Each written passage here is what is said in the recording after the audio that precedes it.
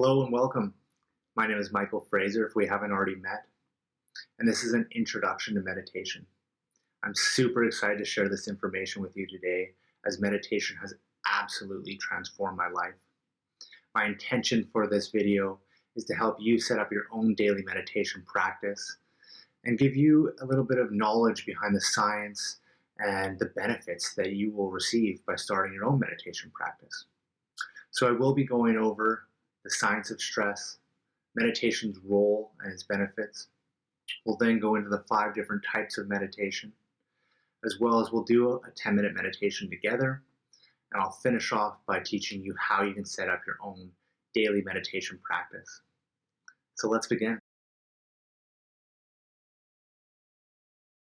Growing up, I was an incredibly athletic kid and had a ton of friends, but internally I had a lot of turmoil going on. I was dealing with a lot of inner sadness as I wasn't succeeding in school as I'd like to be. And this led into junior high and high school, and I just constantly was in a place of not feeling enough, not worthy, just because my grades didn't match the amount of work that I put in. But with that being said, I went on to starting a successful landscaping and property maintenance business, as well as got into real estate as I was very hungry to succeed and reach all my goals, financial goals specifically. And so within the first year of being in real estate and getting my business going, I actually developed severe anxiety. I started to have panic attacks and was leading into some depression at the time. And so I went to my family doctor and discussed sort of what was happening and was prescribed a anxiety medication. And I took this medication thinking it was going to help, although it did damper some of the initial reactions and emotions that I was dealing with. It did not really heal the inner issue that was going on. So I guess after about 3 or 4 years of taking this medication, I was also numbing myself with marijuana at the time. I developed cancer. And that was sort of my wake-up call. That was the time where I recognized that I needed to start putting in action some things that were going to help me change my life, this stress, this severe anxiety that was going on. Within, I guess, a year of that, I went to a Tony Robbins seminar.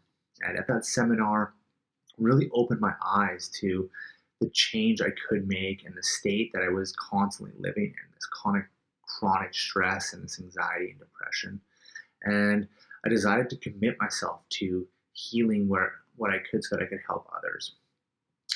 And so, although I had this great plan to help myself and heal myself, it wasn't until about 4 years later when I decided to sell this landscaping property maintenance business that I had for 10 years. And I had also broken up with a girlfriend at the time. And so I thought I was going into a new stage of my life and letting go of the past and was going to be able to sort of let go of these medications I was on, let go of that anxiety and that depression that I was dealing with for so long. But the sad truth was about 2 weeks after selling my business, I went into a deep depression. And at the same time, it was my birthday, and my sister bought me a 10-week meditation course. And at first, I was like, meditation, yoga, not really my thing. But I decided to give it a try, as it was at a point in my life where I really wanted to make lasting change. I was ready to get off these medications and heal myself. And so I decided to take the course. It was a 10-week meditation course. And within 3 weeks of holding a daily meditation practice, I started to notice some significant changes in my life. I was much calmer, present. I was able to respond to things versus be super reactive and bitey and angry. And these were just little things that, to me, were massive changes in my life. So I became addicted. And within the 10 weeks of the course, I was just noticing more and more changes. And when the course was over, I decided to continue the journey and become a certified meditation teacher. So I went on to become certified. I also went on to become a certified breathwork facilitator. And I'm very passionate about sharing this medicine with others. As about 6 months after taking my teacher training, I was at a stage where I was able to get off the medication that I've been taking for over 10 years. I was able to remove an addiction that I had to marijuana and take control of my life.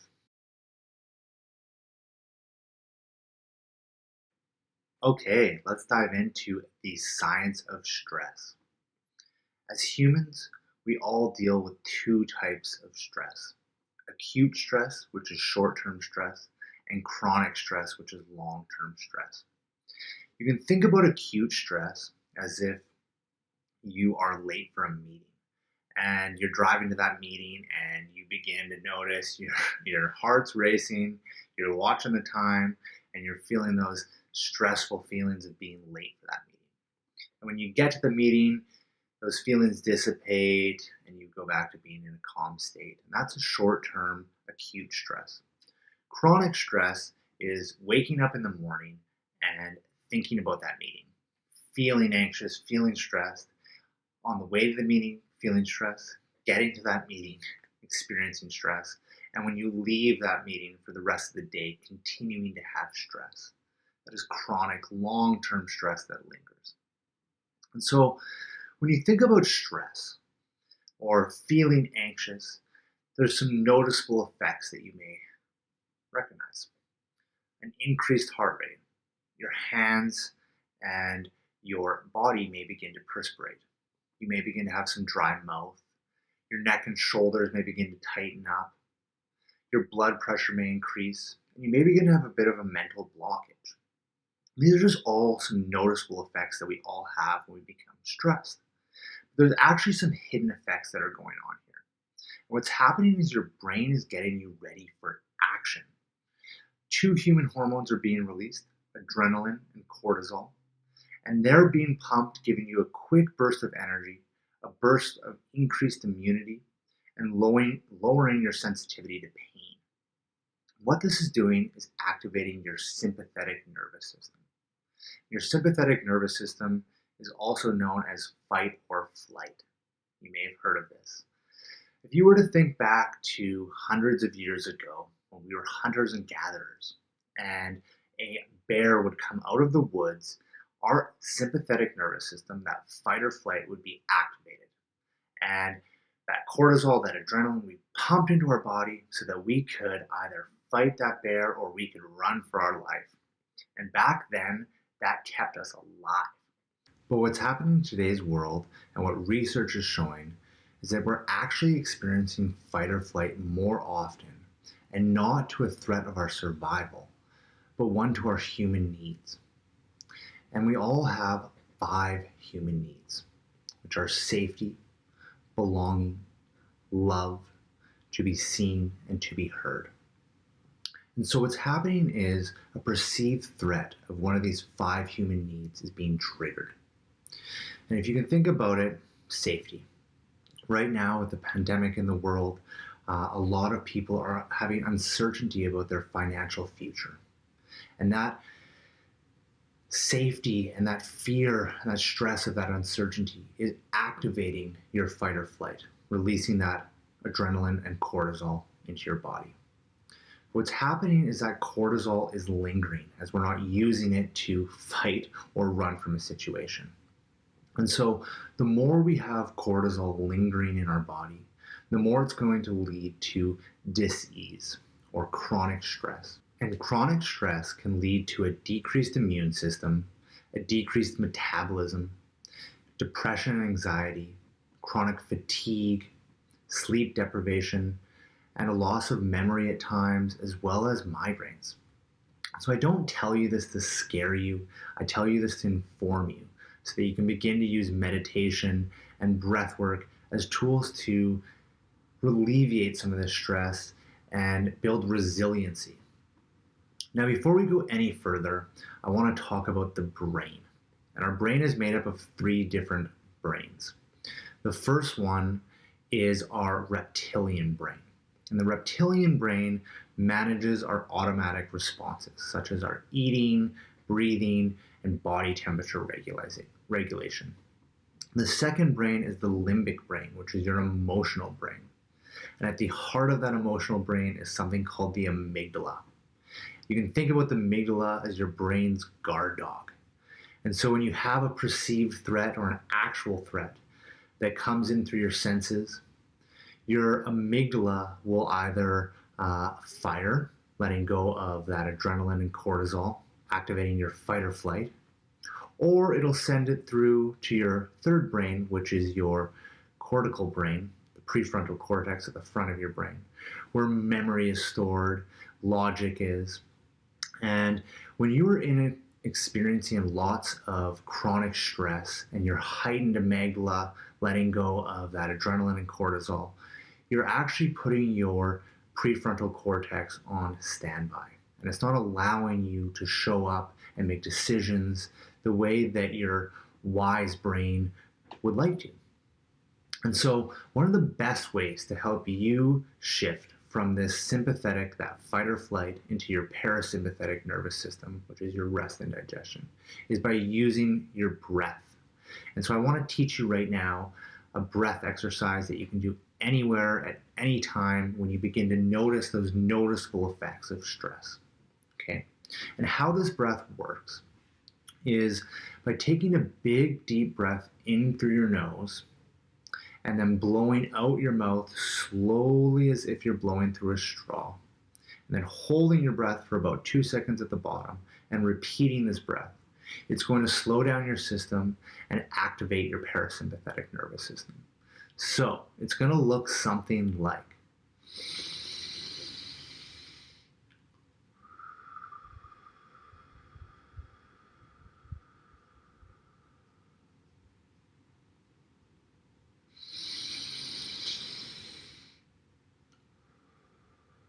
You get the gist. So you're going to do that same breathing exercise 6 times. You can do this in public. You can do this when you're alone. But this is a perfect technique to help you move into a more relaxed state whenever you're feeling some stress. Give it a try.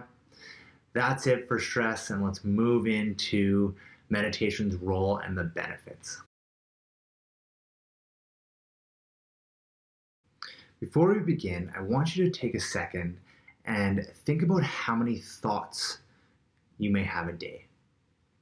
Go ahead, stop this, pause, or just take a second to really think about how many thoughts you may be having per day. A university study was done, actually a Harvard University study was done around how many thoughts we have per day. And that study found that we have 50 to 80,000 thoughts per day. One thought after another all day long. When a lot of the time we don't even notice we're having these thoughts. And so meditation's role is creating a gap in between these thoughts. Okay? The more that you can create a gap in between those thoughts, the more you can respond versus react in life. And when you're new to meditation, often people think, well, sitting down to meditate, I can't do it. I have thoughts the whole time. And that's the point. I've been meditating daily and consistently for a long time, and I continue to have thoughts, emotions, and physical sensations. These are all part of meditation. You're going to continue to have them. Just the more you practice, the more you're going to be able to build this gap in between your thoughts and helping you respond in life. And so I always love to share with my clients that when you start a meditation practice, the best thing about meditation is that you don't need to change your diet, change your religion, your clothes, or your beliefs. You also don't have to go to India to learn. You can learn over Zoom or online from me or many other meditation teachers. But the beauty of this practice is that it's simply that, a practice. And if you can set up the willingness to continually practice meditation, you will begin to notice the benefits and begin to change your life. How meditation works. Often when I begin working with a new client or someone that's new to meditation, they believe that you have to sit on the ground with your legs crossed and not have thoughts. Well, first of all, meditation can be done laying down or sitting in a chair, or if it feels right to you, you can sit on the ground with your legs crossed or a cushion. But the truth is it doesn't matter the position. It all comes down to recognizing that you're going to have thoughts, emotions, and physical sensations. These are all parts of meditation. The one part that I did miss is you are going to experience calmness. And the more you practice, the more you're going to experience that calmness. But I want you to remember that those thoughts, emotions, and physical sensations are just you releasing stress. And so, how meditation works is by guiding the activity of your brain to a single point of awareness. And that single point of awareness we'll touch on a little bit more when we get into the 5 different types of meditation. But it's going to allow your brain to put that sympathetic nervous system, that fight or flight, that stress response on standby. And it's going to allow your parasympathetic, your rest and digest, to take over. And with the more you practice meditation, it's going to begin to rewrite our nervous system and reprogram our brain to be in more of a restful, a more peaceful state, and which is going to give you some more clarity. It's going to give you the ability to rebound from stress and anxiety, and it's going to increase your creativity. But I just want to remind you that it's so important to know that when you first begin to meditate, or even if you've been meditating for a while and you find that you're having troubles, just remember that having thoughts, emotions, and physical sensations are totally part of meditation. Meditation is all about being aware of those and letting them go. The more you do this, the more you're going to create gaps, that gap that I spoke about earlier, between those thoughts that you're having. And the more that you do this, the more you're going to be relaxed, the more you're going to be able to respond to things in life, and thus giving you a more peaceful present life.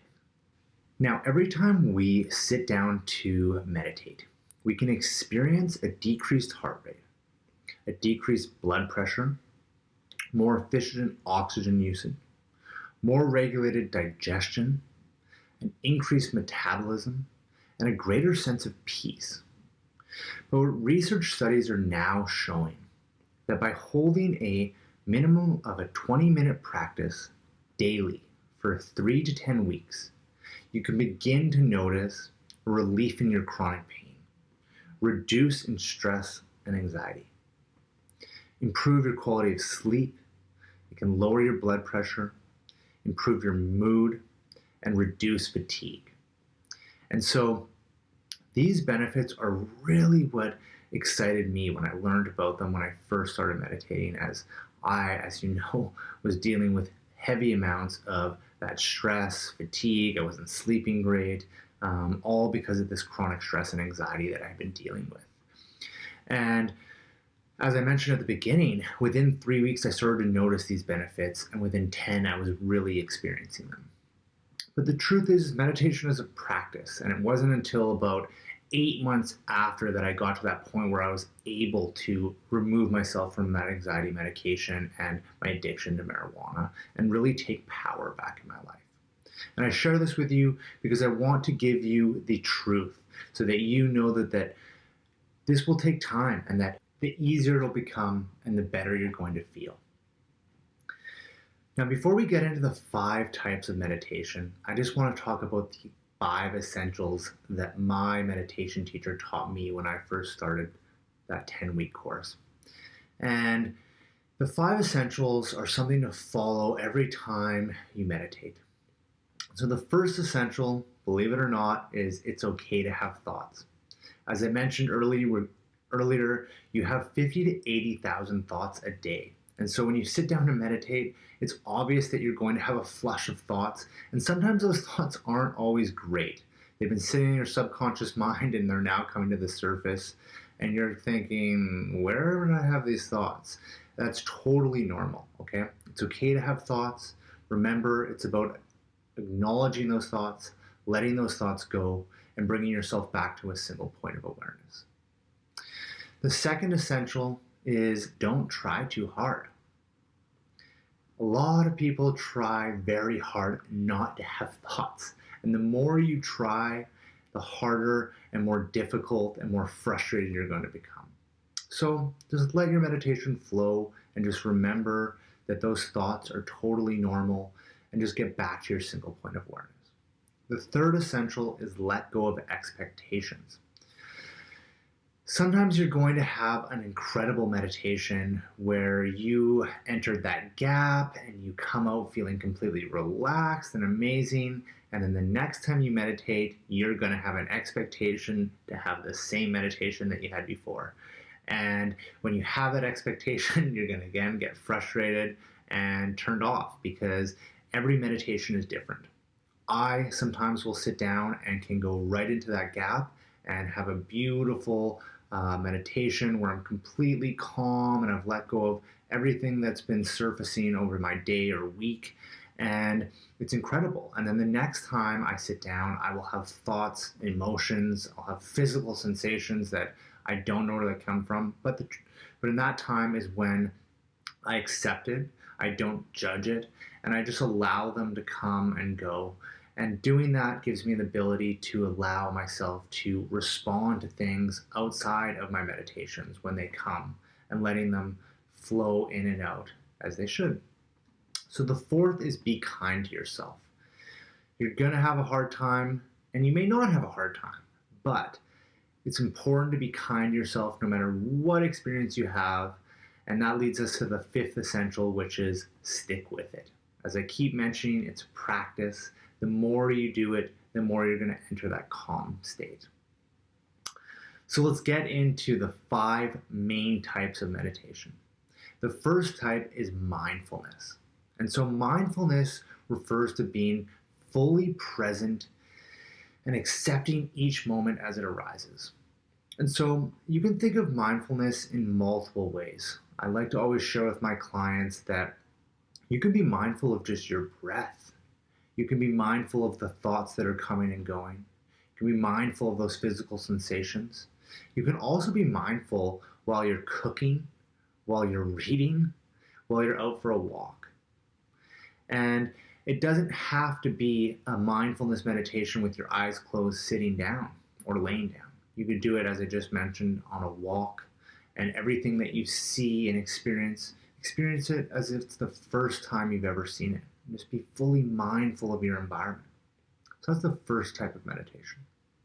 The second type is a breathing meditation, or also known as pranayama, life force energy. In a breathing meditation, you just follow your breath. So you just follow that inhale and that exhale, feeling any coolness coming in and any heat coming out, and just fully being aware of the breath. Whenever you have a thought, motion, or physical sensation arise, you just let it go and get back to that breath, which would be your single point of awareness I talked about earlier. And so the more you do that, you're going to create bigger gaps, and the more you're going to build that mental muscle. So the first one is mindfulness. The second one is a breathing meditation. Third type of meditation is a mantra. And a mantra is a tool or instrument for the mind. And so a normal beginner's mantra that is used in meditation is so hum. So with each inhale, you'd say the word so, and with each exhale, you'd say the word hum. And if you actually follow your breath makes almost a similar sound to that so, and then a hum. And that mantra is your single point of awareness. So following that breath while saying the so and saying the hum in your mind will create that gap in between your thoughts, emotions, physical sensations, and that's your single point of awareness. So whenever you recognize that you're going off onto a story or you're having some emotions arise, you just bring yourself back to that mantra, that tool, instrument for your mind. The fourth is a guided meditation. And a guided meditation is just really having someone else guide you into either a physical space or a journey, just somewhere that where they take you. And this can be your single point of awareness. And so every time you notice you're going off into a different place, just bring yourself back to the person that's guiding you. It's the fourth type. The fifth is a visual or moving meditation. And the moving meditation I kind of touched on with mindfulness, where you could go for a walk and just being completely, as I mentioned, mindful and taking everything in as if it's the first time you've seen it. And so that would be the moving meditation. The second, or the other one, is a visual meditation, and that can be done either looking at a picture or a candle. And you just concentrate without attaching a story or judging, just bringing your awareness back to whatever you are staring at. And so when those thoughts, emotions arise, remember, just bring yourself back. And so those are the 5 main types of meditation. And now we're going to actually do a meditation together. So when you're ready, please go ahead and get yourself comfortable. You can either lay down or sit in a chair or sit on the ground with your legs crossed. You can grab a blanket, whatever you need to become comfortable.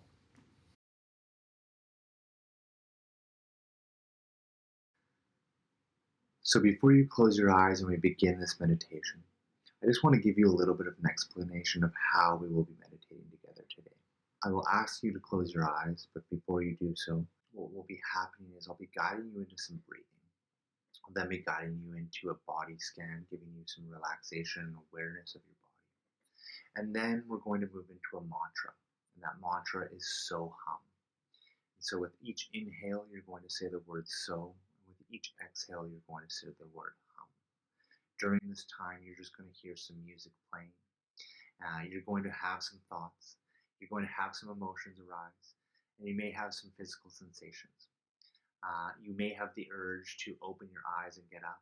I ask that you push through these and just bring your awareness back to your breath and this so hum. And at the end, we will regroup. When you hear that chime, I would like you to keep your eyes closed. That will guide you out of the meditation, as you will be in a very relaxed state, and I don't want you to jump up and open your eyes right away. So let's begin. Please go ahead and close your eyes. Get yourself comfortable. If closing your eyes does not feel right, you can just gaze at something below you. And let's just begin by taking some big, deep breaths. You can begin by taking a big, deep inhale through your nose. And release that with an exhale through the mouth. Let's do that again. In through the nose. And out through the mouth. One more time. In through the nose, filling our belly and our chest. And releasing any tension with that exhale. You begin to bring your breath back to normal. Just begin to notice that inhale and exhale. You can feel the air coming in cool and exhaling out heat. Just follow that breath. Become aware of your breath. Just remember, if you have any thoughts, it's okay. Just let those thoughts come and go. And continue to follow your breath.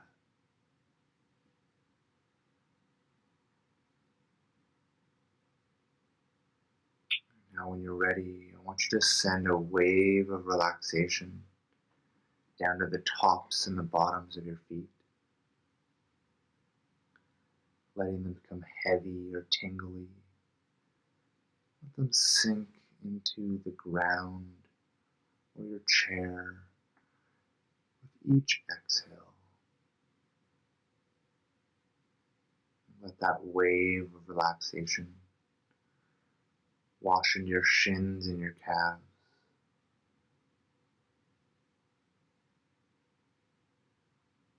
Continue to breathe and let go.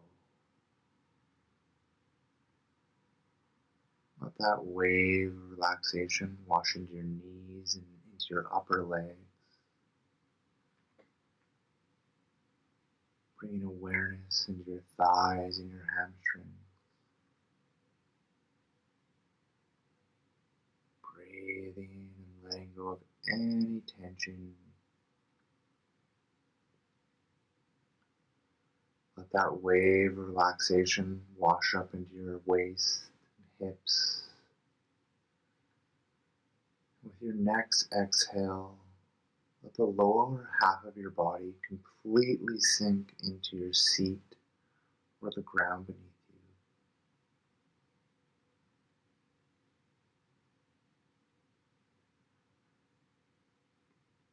And let that wave of relaxation wash into your stomach and lower back.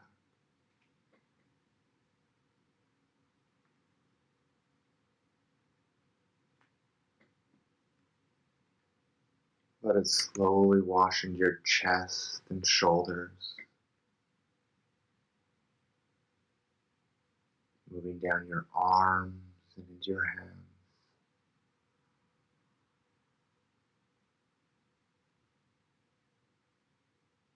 Continue to breathe and become aware of your body sensation.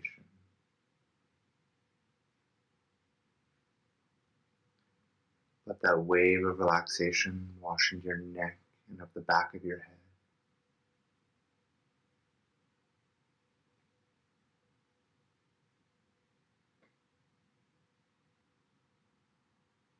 Let it slowly wash down your face, letting go of any tension in your forehead, around your cheeks and eyes, and letting go of any tension in your jaw.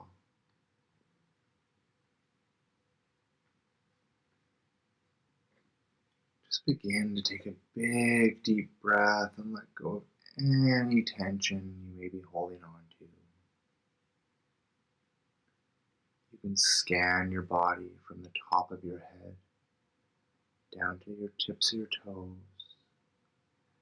If you notice any tension or uneasiness, just breathe into that space and let it go.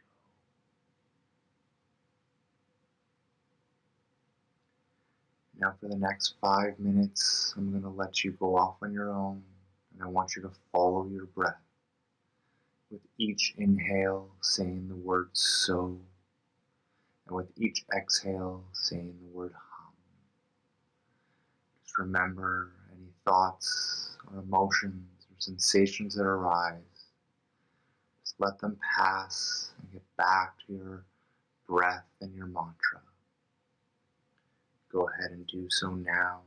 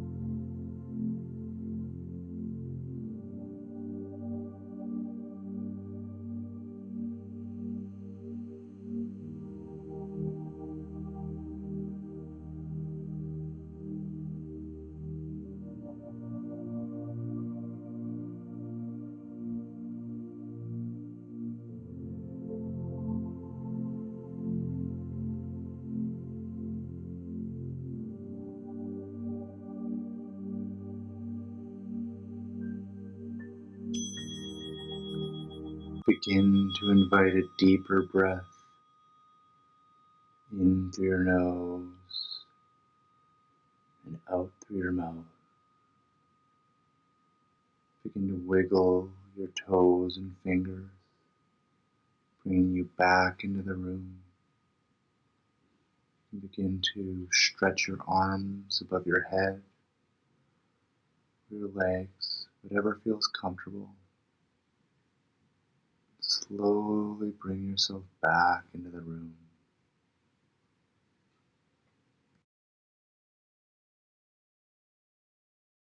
Now I want to help you set up a daily meditation practice. So the first thing you want to start off with is finding a quiet space. I know it's difficult when we have our families, pets, and distractions, but finding that quiet space is going to make your meditation much more enjoyable. You're then going to want to either sit on the ground with your legs crossed, if that's comfortable for you, or have a chair or lay down. Whatever is most comfortable for you so that you continue your practice. Now, it's important to not eat or drink directly before your meditation, as it's going to activate your mind and your body, and it's going to make it a little bit more difficult for you to get into that calm state. So if you can, at least hold off 30, 60 minutes prior to meditation. It's going to make it a little bit easier. At the beginning, if it's difficult for you to sit long or lay long, set up a timer for 5 minutes. Begin your practice with just 5 minutes a day and then build on that. But as I mentioned earlier on, that science shows that a minimum practice of 20 minutes a day is when you begin to notice those benefits within 3 to 10 weeks. So regardless of the time, it's important that you set a timer. It can either be on an app or on your phone. I recommend not using an alarm as that will frighten you. And if you can use just a vibration or an app that lets off sort of a bell, will make it much more calming when you come out of your meditation. Now, something that we did in our practice meditation earlier that I would like you to try prior to starting your meditation at home is using a warm-up. And that warm-up could be either concentrating on your breath, taking big, deep inhales in and out, or doing a body scan. And that's just going to help ground you before you get into your meditation.